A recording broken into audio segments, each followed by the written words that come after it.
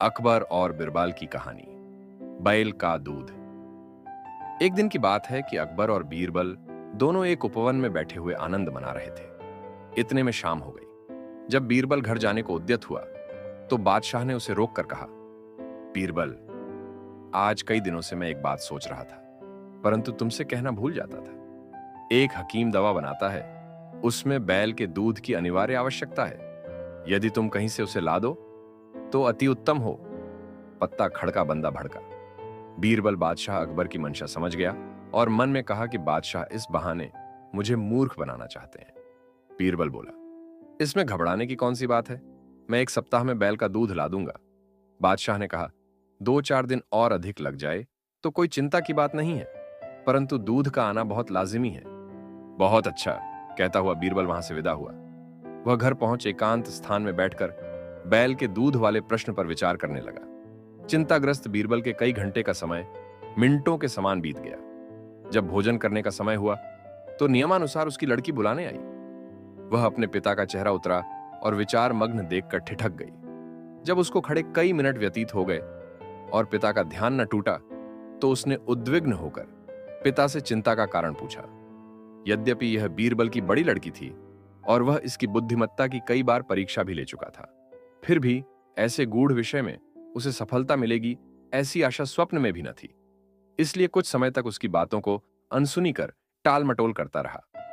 पुत्री के पुनः पुनः अनुरोध करने पर उसे विवश होकर बादशाह का जटिल प्रश्न सुनाना पड़ा। कन्या बोली, पिताजी, यह कौन सी ऐसी कठिन बात है जिसके लिए आप ऐसे चिंताकुल हो रहे हैं? चलिए, भोजन का समय बीता जा रहा है, मैं उसका उत्तर 1 हफ्ते के भीतर ही बादशाह को पहुंचा दूंगी।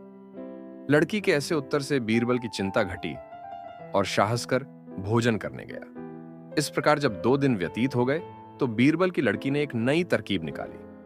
वह ढूंढकर बहुतेरे पुराने वस्त्रों को घर से बाहर निकाल लाई और उनका एक गट्ठर तैयार किया। जब आधी रात का समय हुआ तो उस गट्ठर को सिर पर लादकर नदी तट पर जा पहुंची और छियो छियो कर वस्त्र पछारने लगी। बादशाह का महल ठीक नदी तट पर बना हुआ था। अर्धरात्रि के समय नींद के प्रथम प्रहर में जब कपड़ा धोने की आवाज बादशाह के कान में पड़ी तो उसकी निद्रा भंग हो गई और पहरे वाले संतरी को पुकार कर बोला, देखो, इतनी रात्रि में कौन धोबी कपड़ा छांट रहा है, उसे तुरंत पकड़कर मेरे पास लावो।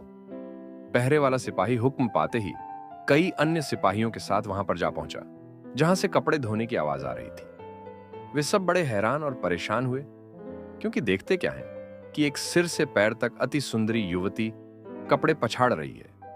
सिपाहियों ने उसे कई बार पुकारकर बादशाह का हुक्म सुनाया, परंतु वह उनकी बातें अनसुनी कर बराबर अपने काम में व्यस्त रही।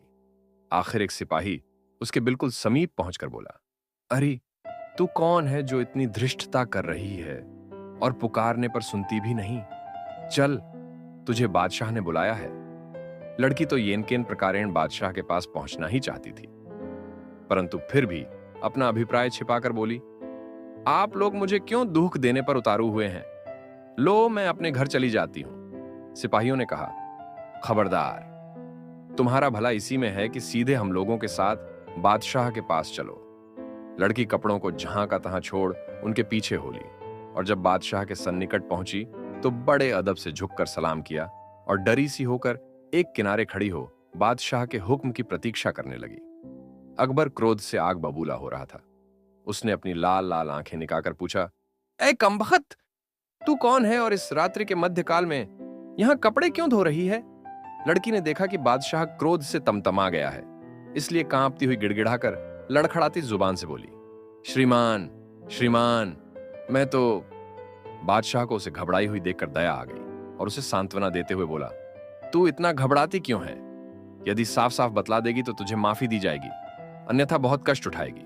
लड़की ने कहा, पृथ्वीनाथ, मुझे इस समय नितांत आवश्यकता पड़ी है, जिस कारण विवश होकर कपड़े धोने आई हूं। बादशाह ने कहा, ए अभागी, ऐसी कौन सी जरूरत थी जिसके लिए तू इतनी परेशान है? लड़की ने उत्तर दिया, क्या कहूं पृथ्वीनाथ, आज दोपहर में मेरे पिता ने एक लड़के को जन्म दिया है, सो मैं दिन भर तो और कामों में परेशान थी। इस वक्त फुर्सत पाने पर कपड़े धोने आई हूं, क्योंकि साफ कपड़ों की आवश्यकता आन पड़ी है। लड़की के ऐसे कौतूहलपूर्ण उत्तर को सुन बादशाह बड़ा आश्चर्यचकित हुआ और उसे फटकारते हुए बोला, रे नादान छोकरी, तू क्या बकती है? क्या तेरा दिमाग खप्त तो नहीं हो गया है? भला पुरुष को भी कहीं लड़का पैदा होता है? लड़की सुअवसर देखकर विनम्रता पूर्वक बोली, पृथ्वीनाथ, जब पुरुष को लड़का नहीं हो सकता तो बैल को दूध कैसे होगा? बादशाह अकबर को अपनी पहली बात स्मरण हो आई। चकित होकर लड़की से पूछा, कहीं तुम बीरबल की लड़की तो नहीं हो? लड़की ने उत्तर दिया, जी हां पृथ्वीनाथ, आपका अनुमान बिल्कुल ठीक है। बादशाह उसकी इस चतुरता से बड़ा प्रसन्न हुआ और उसको आभूषण और द्रव्य पुरस्कार में देकर बड़ी इज्जत से पालकी में बैठाकर विदा किया। लड़की ने घर पहुंचकर पिता का चरण स्पर्श कर रात की घटना का सारा वृत्तांत कह सुनाया। बीरबल अपनी बुद्धिमती कन्या से बहुत प्रसन्न हुआ और उसका पुरस्कार उसे लौटाकर बहुत आशीर्वाद दिया। ऐसे वह मजेदार और रोचक कहानियां सुनने के लिए इस चैनल पर अपना प्यार बनाए रखिएगा और सब्सक्राइब करके बेल आइकन दबा दीजिएगा और ज्यादा से ज्यादा शेयर जरूर कीजिए। धन्यवाद दोस्तों।